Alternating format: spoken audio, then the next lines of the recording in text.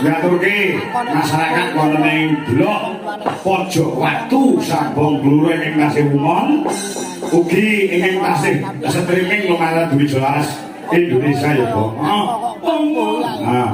Pokoknya sing duwe bis Uganda. Galingan. Saya saiki didol perusahaan ganti Uganda. Iya, bis jelas saiki ganti. Wah, elek. Wis tanpa bocor. Mergo urung udangan. Beda. Niki pengadilan yang jelas Indonesia. Ngono iki disesuaikan karo bise.